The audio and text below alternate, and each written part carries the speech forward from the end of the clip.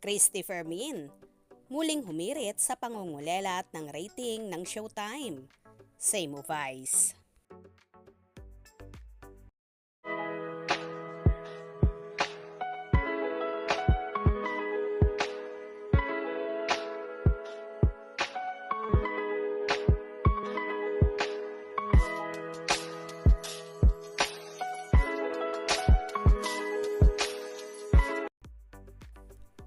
Ano nang nangyayari sa Showtime?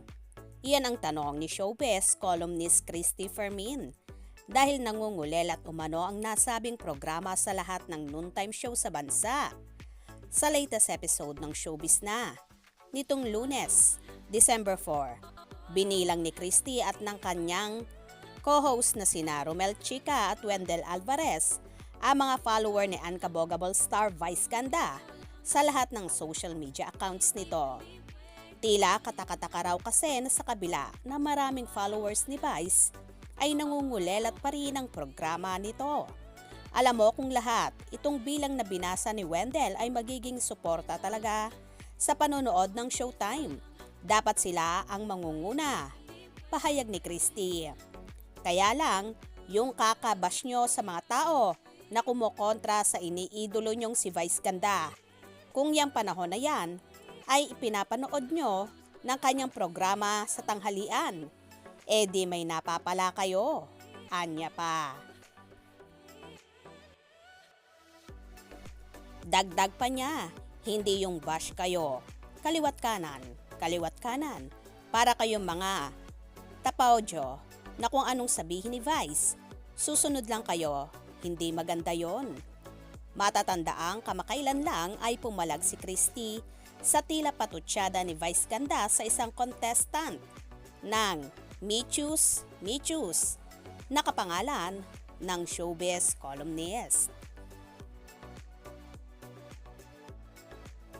Muli na namang nasilip ni Christy Fermin ang show ni Vice Ganda na It's Showtime. At nagtataka nga ito kung bakit kulelat sa lahat ang naturang afternoon show na yon. Na kung tutuusin daw, sa dami ng followers at supporter ni Meme Vice Ganda ay dapat nangunguna sila sa rating. Bakit nga kaya ganon? Hindi na ba sila popular sa mga tao? Or hindi na nga ba kumakagat ang mga joke nila? Or hindi na nga ba naaaliw ang mga madlang people? Well, sa hirit na ito ni Christy Fermin, baka mamaya ay umulan na naman ng patutsada at pasaring ang kampo ni Vice Ganda. Lalong higit ang kanyang mga supporters. Anyway, maging happy na lang tayo. Kulelat man yan o nangunguna, ang mahalaga nakakapagpaligaya sila ng mga tao at marami rin silang natutulungan. Tama na ang away-away, magpapasko na. Kaya behave na tayong lahat. Gets nyo? Kaya naman tumutok at wag na wag pahuhuli sa mga maiinit na kaganapan. Anong inyong magiging reaksyon sa bidyong ito? Comment below.